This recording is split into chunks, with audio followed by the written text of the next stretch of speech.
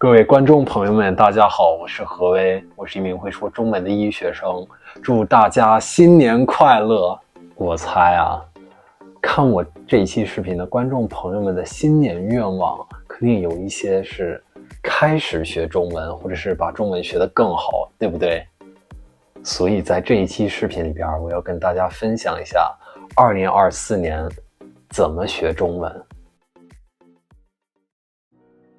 如果你下决心想说一口流利的中文的话，那么这一期视频就是为你拍的，你知道吗？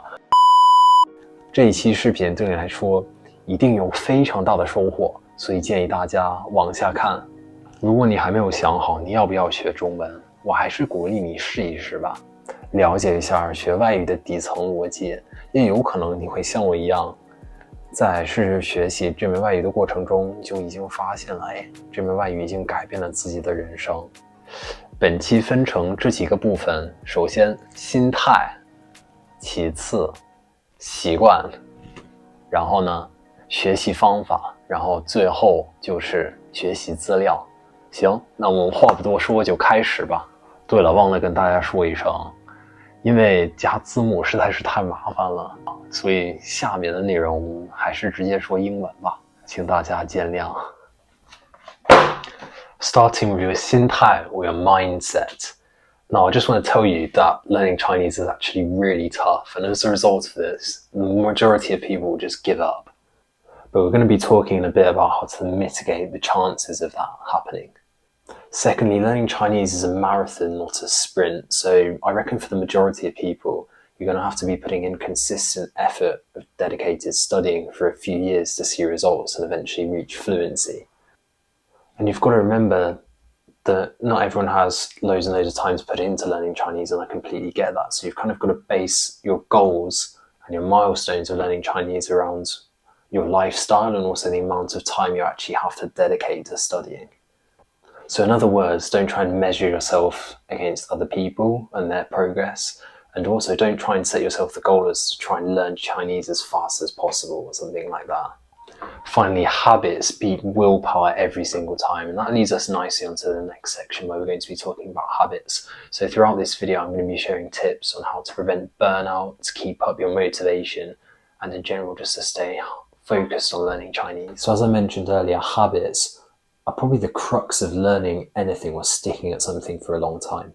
Now, what I'd recommend you do is you put away a set amount of time every day that you're going to use to learn Chinese. Now, ideally, this would be at the same time in the same place every day. Now, I know for some people that's not possible, but if that is possible for you, that's a great thing to do, as your brain will learn to associate that time and that place with learning Chinese. So this will make willpower no longer a factor in the decision to go and study on a given day. Now, for this set period of time of dedicated studying, even 15 to 20 minutes or half an hour is more than enough. This is exactly what I do for learning Spanish, actually. How you structure the use of that time is up to you. However, I would recommend a combination of the 3 different techniques, which I'm going to talk about later in the video. Next, you want to identify the time in your day that you can use for passive listening or passive input for learning Mandarin. Now, for me, what that looks like is every day when I'm walking to the hospital, I'm taking the bus to placement, etc. I use this time just to stick in my headphones and listen. And in this way, you're building a habit that you can rack up an enormous amount of listening practice without too much effort. And it doesn't really affect any of your other commitments either. So have a look and see on a given day what time you have available in which you could just be listening to some Chinese. Okay, so next I'm going to be talking about 学习方法. On the studying methods that you're going to be using for this dedicated period of studying that you do every day. Here I'm going to be talking about 3 study techniques which you can make part of your routine. They're going to be the basic building blocks for this routine. The first of which is actually making use of a free app called Anki. And trust me, in the language learning journey, Anki closed deletions are going to become your best friend. You see, many people underestimate how much vocabulary you just need to be able to use without thinking in order to hold a fluent and seamless conversation in the language that you're learning. Now, as much as you and me both don't like this, the reality is that this probably involves a lot of memorization for the majority of people, including myself. And one of the best ways of doing this is incorporating two techniques known as spaced repetition and retrieval practice, both of which can be implemented in pretty much an automated fashion in Anki. My biggest tip for this is to learn vocabulary in the context of a sentence and not in isolation when you're using software such as Anki. If you're interested in a bit more detail about how to actually go about doing this, or how I personally use Anki to learn languages, I've got loads of other videos on this, so you're more than welcome to go and check that out. Now, I know there's lots of different opinions on this, but for me personally, conversation practice was actually one of the best ways for me to learn Chinese. And what I mean by that is speaking to lots and lots of different people in lots of different places about lots of different topics. Doing this massively sped up my progress and really helped me learn how to communicate well in the language. And actually I think learning to have a conversation in different languages is a skill in itself. So it's really important to get lots of conversation practice, in my opinion. Just make sure that when you're speaking to native speakers, they're able to give you feedback and be honest about what you did well and what you didn't do so well, so that you can learn from your mistakes. That's also a really big part of it.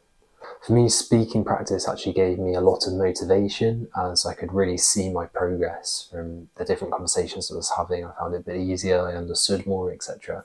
And also for me, it was really, really fun. The final part of your basic routine for language learning is getting input. And this again is really fun and enjoyable. What it basically means is you engage in lots of content in the target language that you enjoy and you're interested in and you think will be useful to you. So this involves reading lots of books, lots of online articles, watching TV shows, and also having conversation practice. This is important not only to understand the language, but also it helps a lot with speaking itself. Now, obviously, for this to be useful, you need to find some material that's suitable for your level. And what that means is it has enough new content so that you're learning new things every time you engage with this input. And also the majority of it is understandable, so that you're not just completely lost and unable to take away anything from what you're engaging in. Now, as a beginner, this is obviously really difficult to do. So because of that, I would actually recommend that you use the above two methods that I've mentioned to build a decent base vocabulary first. So I don't know, somewhere between like a few hundred and even 1,000 words. And at that point, when you start, it's a lot easier to find content that you're interested in and that you're able to understand the majority of. For me personally, I didn't actually really start getting loads and loads of input until probably I'd been learning about 4 months or 5 months, something like that. And for those first 4 or 5 months, I literally just was doing loads and loads of Anki and also speaking to my friend in Chinese, or multiple friends in Chinese, every day for a few months to just build that base vocabulary, at which point I was then able to start listening to podcasts and start reading some graded readers. So this leads us on nicely to the final part of the video, which is 学习资料, the resources for your learning. Now, my recommendations are probably going to be a bit different from most people. I would say maybe for the first few hundred words or so, you can maybe using a textbook or using something a bit more systematic, a course, etc. might be a good idea just to get you started. But once you've got the basics in place, I would say start learning from content that you're interested in. So start learning from that input, from conversations and things that you enjoy, because then you're more likely to retain that, and it's also more likely to be useful to you personally. You want to be trying to learn things that you're able to use in everyday conversation and not just learn things because they're in the textbook. So you can take the interesting content that you're engaged in and try and pick some phrases or some sentences that you think are useful to you and are interesting, and then use Anki to go and learn them. And once your level is high enough, as you're engaging in things such as books, podcasts, and TV shows, and even YouTube videos, etc., you can actually start to use your leisure time to passively learn Chinese. So things that you'd usually do in English or your native tongue, for example, watching a movie, you can choose to watch a Chinese movie instead of an English movie, for example. I really think having a combination of this dedicated study time and also some more enjoyable activities will actually make you more motivated to continue pushing forward in the language and also reduce your risk of burnout. Alright guys, thank you so much for watching. That's the end of the video. I really hope it's been useful to you. I wish you guys a productive 2024, and I also would like it if you could like and subscribe to my channel. Alright, thank you so much. Take care. Bye for now.